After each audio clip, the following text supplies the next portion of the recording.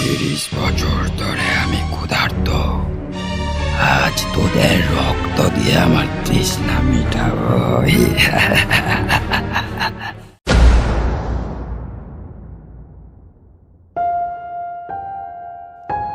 এই বর্ষার পড়ন্ত বিকালে যতীনের চায়ের দোকানে বসে চা খাচ্ছিলেন রতন কাকা। এমন সময় আমাদেরকে দেখতে পেয়ে তিনি ডাক দিলেন।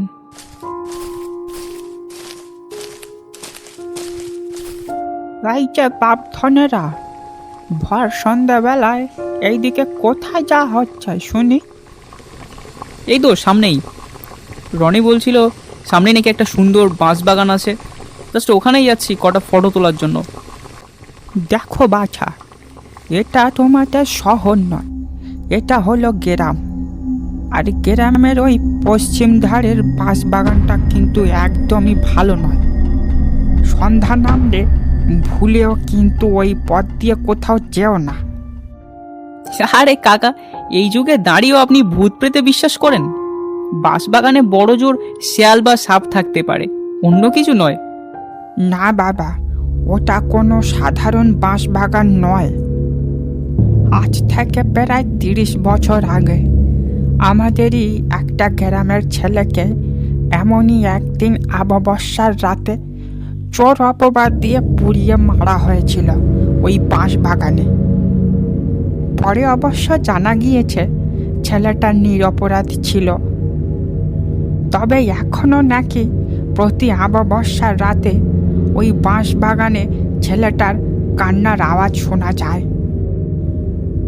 সেই থেকে কোনো অমাবস্যার রাতে কেউ আর ওই বাঁশবাগানের ধারে বাড়ে যায় না। আজকেও অমাবস্যা, তোমরা ভুলেও কিন্তু ওই পথ দিয়ে যেও না।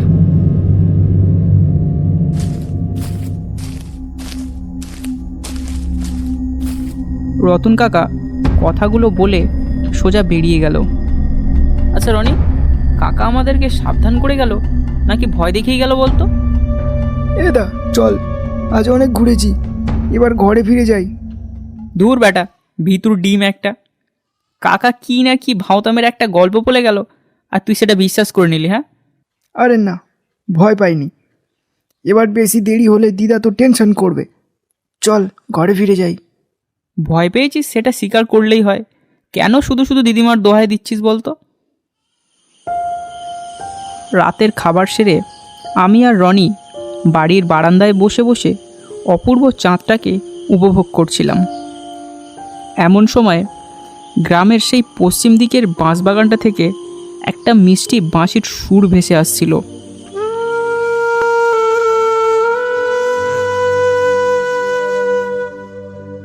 দা শুনছিস? এই মাঝরাতে বাঁশবাগানে কে বাঁশি বাজাচ্ছে বলতো? চল তো দেখে আসি। রতন কাকা মনে হয় আমাদেরকে ভয় দেখানোর জন্য কোনো ফাঁদ পেতেছে। ক্যামেরাটা নে, ইউটিউব ভিডিওর জন্য দারুণ একটা কন্টেন্ট হবে। না রে, আমার না ব্যাপারটা সুবিধে ঠেকছে না। এত রাতে রতন কাকা বাঁশবাগানে কেন আমাদেরকে ভয় দেখাতে আসবে? আরে যাতে আমরা ওনার মন গড়া গল্পটা বিশ্বাস করে নিই। এবার চল তো তুই। রনি বারণ করার সত্ত্বেও আমি তাকে টেনে বাঁশবাগানের কাছে এসে হাজির হই।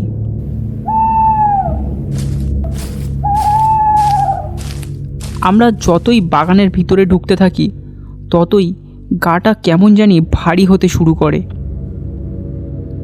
চারিদিকের তাপমাত্রাটাও কেমন অস্বাভাবিকভাবে কমে যায়। বাঁশবাগানের একদম মাঝখানে এসে আমরা পৌঁছাই।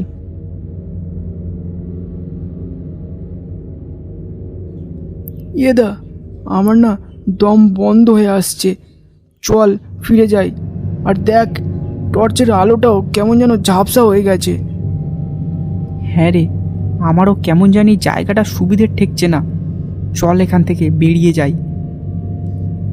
হঠাৎই টর্চের আলোয় দেখলাম একটু দূরে একটা বাঁশ গাছ অদ্ভুতভাবে ধনুকের মতো মাটিতে নুয়ে পড়েছে। আর সেই নুয়ে পড়া বাঁশের উপর পিঠ ফিরিয়ে বসে আছে একজন বয়স্ক লোক। দেখেছিস রনি, তোকে আমি প্রথমেই বলেছিলাম না? বিশ্বাস হলো না তো আমার কথা? দেখ এবার। এই যে রতন কাকা, চলো, অনেক হয়েছে। আমরা জানি তুমি আমাদেরকে ভয় দেখানোর জন্যই এখানে বসে আছো। রতন কাকা আমাদের প্রশ্নের কোনো উত্তর দিল না। দেখ ইয়েদা, ইয়ে আমাদের রতন কাকা নয়, আমি নিশ্চিত আমরা কোনো বড় বিপদের কবলে পড়েছি। দেখ, ওনার পা দুটো উল্টো দিকে ঘোরানো। রনির কথা মতো আমি তার পায়ের দিকে তাকাতেই বুকের ভিতরটা কেমন ছ্যাদ করে উঠল। সত্যি লোকটার পা দুটো উল্টো দিকে ঘোরানো, আর বাতাসে কি বিশ্রী একটা পচা দুর্গন্ধ ভাসছে। 30 বছর ধরে আমি ক্ষুধার্ত, আজ তোদের রক্ত দিয়ে আমার তৃষ্ণা মেটাবো। ওরে বাবা রে!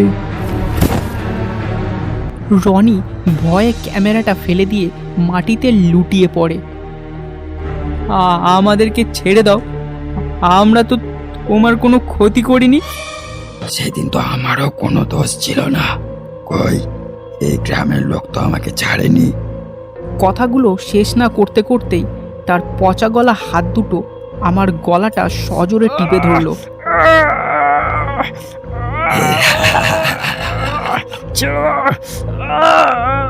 জ্ঞান হারাবো ঠিক সেই মুহূর্তেই দূর থেকে একটা জোরালো মন্ত্র পড়ার আওয়াজ আর লণ্ঠনের আলো দেখতে পাই। ওং ইং ক্রিং চট ইং টিং বং টিং চট। রতন কাকা হাতে একটা পুরানো তামার পাত্র আর একটা লণ্ঠন নিয়ে দূর থেকে আসছে আর জোরে জোরে মন্ত্র পড়ছে। 嗡叮叮响铃邦，应景关情网，良情网应到应法。 রতন কাকা এসেই সেই প্রেত আত্মাটার দিকে মন্ত্রপুত জল ছিটিয়ে দেয়। রতন, তুই আবার এলি? ওদেরকে ছেড়ে দে শয়তান! না, এদের আমি ছাড়বো না, এরা আমার শিকার। তবে রে শয়তান, এই নে। ওং ইং良心网叮叮邦应叮呀！ রতন কাকার হাতে থাকা লণ্ঠনের দিকে তাকিয়ে কিছু একটা মন্ত্র পড়ে সেটা ছুঁড়ে মারে সেই প্রেত আত্মাটার দিকে।